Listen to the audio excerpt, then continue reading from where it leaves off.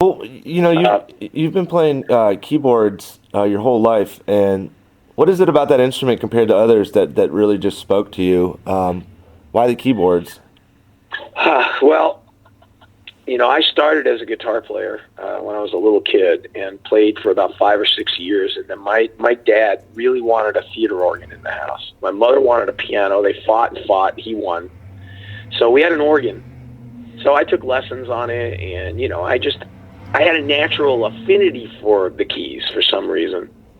And I learned how to play the blues, and I was in a million bands in high school and in the beginning of college. However, when I was a classical organ major, Yeah. and which I really wasn't that. I didn't have any passion for it. And one day I was walking through campus, and there was a bulletin board, and there was a little sign up, one of these signs that have the little pull tabs. You pull the phone number off, Yeah. and it said "Study Jazz Piano." That's all it said. And again, one of those defining moments. Ding, ding, ding, ding, ding, ding, ding. Wow. And I had just really started scratching the surface of jazz world, just listening to a couple things, Yeah. However, this guy I studied with turned me on to McCoy Tyner, who was John Coltrane's piano player in the Great Quartet. And it was one of those, he told me to buy 3 records. And I bought these 3 records, and luck of the draw, I put the McCoy Tyner record on first. When the needle hit the record, within 2 minutes or less, I was done. I was like, it was like that Grateful Dead moment. It was like, boom, this is what I want to do with the rest of my life. I want to play like that. Where do you and go? That's what started me on the piano. Where do you go in your head when you're on stage, when everything's clicking along perfectly in sync?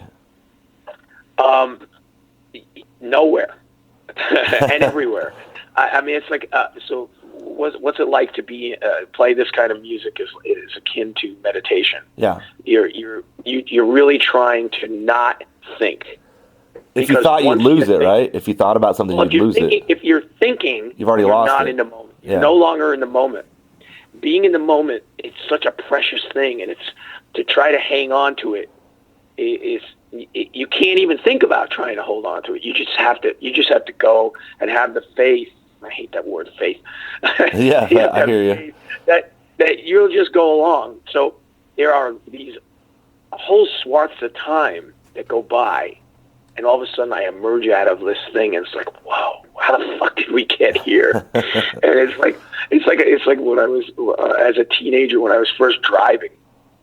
I smoke a ton of pot, and be driving on the parkway, and all of a sudden look up and realize that you drove 10 miles. You can't remember 1 second of it, and that's what this was like, and it's what it's like all the time for me. I try not to think, and I just try to be a part of the conversation and not think. And I think everybody feels the same way.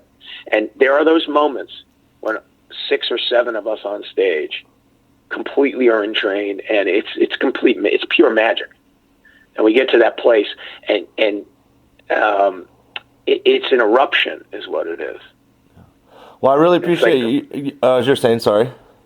No, it's like the earth moves. You know that when people talk about the earth moved. I love anyway, it. I'm sorry. No, you're great. I'm a rambler, man. No, I'm enjoying every minute of it. It's fantastic. Now, what is being a performer for most of your life and touring and meeting people? What has that taught you about what it means to be a human being?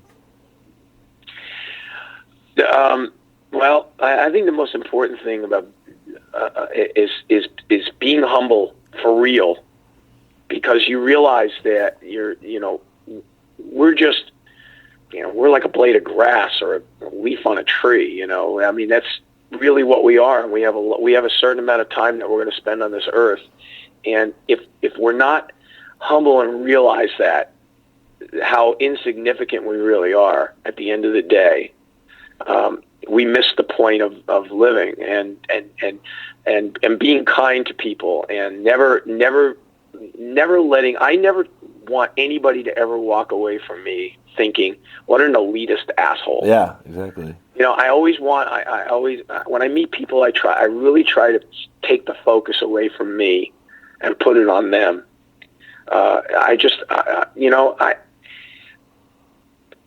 People can praise me and you know, and they'll, people will tell me things like, you know, you don't have no idea what you've done for my life. And I love that. I appreciate that. It makes me feel like I'm a healer to some degree, but I never, ever want to fall into believing the hype about it all, because being a musician or being an artist in general there's no end to this. Yeah. This is a lifelong pursuit. I can never ever rest on my laurels. If I ever did, I'm done. Yeah. I might as well change it. Well, it's about living in the now, right? Exactly, and pursuing some ideal. You know, in my head, I have an ideal. There's a place I want to go. I'm never going to get to that place, but I'm determined to continue that journey until I can't do it anymore.